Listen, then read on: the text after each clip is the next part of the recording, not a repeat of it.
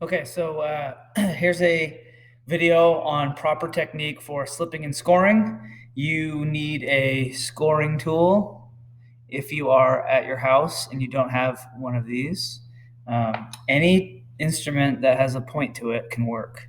So, even if you don't have a needle tool at your house, you certainly could use a pencil, pen. There's all kinds of things.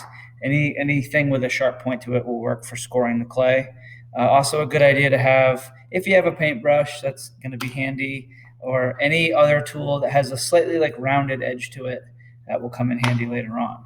So, first thing is, I have this just quick pinch pot I made, and I'm going to be wanting to attach a foot to this. So sometimes people will plan their foot. It's just this big thing that they're going to slip and score onto this. Uh, if you think about it, though, if you attach and you slip and score big sheets of clay together, it's very likely you could get an air bubble somewhere in there. So I never really recommend attaching big things that are really flat together. So instead, think of a foot like you could do something like this. I could be attaching that right there. And so the way to slip and score something like this on is you're going to be scoring the clay right here. And the idea is that we are roughing the clay up. So you can kind of see how that looks. If you take something smooth and you attach them together, there's nothing really there for it to grab onto. But if you rough up the clay, and you rough up the clay by scoring it, and then when you press it together, you can see how it can kind of interlock. So I've scored that. Also, I'm going to be scoring the surface that I'm going to be attaching it to. And then I have my big bucket of slip down here right out of your view. I've got a slip brush to apply it. It's just more, it's not as messy as using your hands. And so I'm going to just dip my brush right into the slip. You can see I got some slip there. And all you need to do is apply the slip to one of the pieces you're going to be attaching. You don't have to apply it to both. You also don't want to go too crazy with the slip. I don't want a lot on there, just a little bit. And the slip acts basically like a glue. So I've got my two roughed up areas. Now there's a wet coating there. So when I press them together, they're going to really stick together well. So I take this, press them in. And now what I like to do is press it down and kind of press all around. So to make sure every spot got pressed together. Any area that doesn't get properly pressed down could be an area where you could develop trouble. We want this to not bust off at all. So then the next step now is you have to seal the seam of where you attached it. You can do that by actually blending the clay. So I'll do that in a little section so you can see what that looks like. So I've blended it, but obviously for craftsmanship, we want to keep going over it, make it look nice and smooth. That is going to be a solid connection. Or I can seal that seam if I want the seam edge to be visible. So if you take a slightly damp paintbrush and you pull it along the seam, you'll be sealing that seam. If you don't seal the seam, air can get in there and it will cause it to crack or bust apart. So a slightly damp paintbrush would work. A pencil, just lightly pulling it along the edge, that could seal the seam. A pen could seal the seam. Something like this, like I was saying, a slightly rounded edge of anything, you just lightly get it in there and pull it along that seam, it seals it. Now, really important, you want to make sure that you seal the seam not just on the outside, but on the inside as well. Every area where there is a visible seam needs to be sealed, whether it's blending it or pulling a tool along that edge to seal it. And after you have addressed that and you've sealed everything, then the last step is just craftsmanship. How does it look? If you need to go over it with a slightly damp brush, that's a good thing to do. Whatever you do, make sure that the surface looks purposeful and well crafted. That would be how you could add a foot. And then obviously we want to make sure it's a stable foot, so just kind of like tap it down a little bit, and now that's not going anywhere. And we've attached a nice foot to our piece. Next step is going to be handles.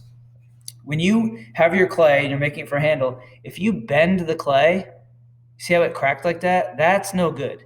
You need fresh clay when you do this. If it cracks as you're bending it and then you're getting ready to put your handle on, this is a piece of clay that's dry. That would not be good. Any cracking is a bad sign when you do that. So I've got this handle I made, and the thing when we attach handles is it's not a good idea. Something like that. That doesn't have a lot of surface connection right here.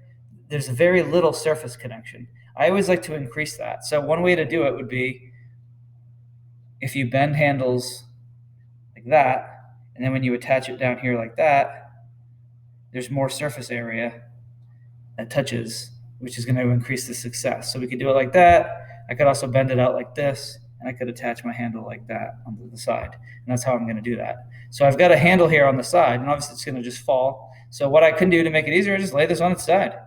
Kind of measure where I'm going to be doing it. Same thing again. I'm scoring.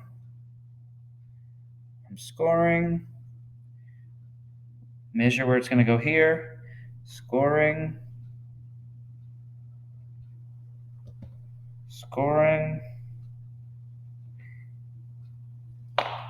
If you have no scoring tool at your house, again, and you're using this to score the clay, don't just draw lines with a sharp tool. Make sure you really rough up the clay. That's the point. We don't need just nice drawn lines. We need the clay to be roughed up. So I've got that. Here's my slip. Apply a little bit of slip. Apply a little more slip. Supporting from the inside. Pressing the handle. And now, of course, what's my next step? I have to seal those seams. So again, I could be doing the blending technique.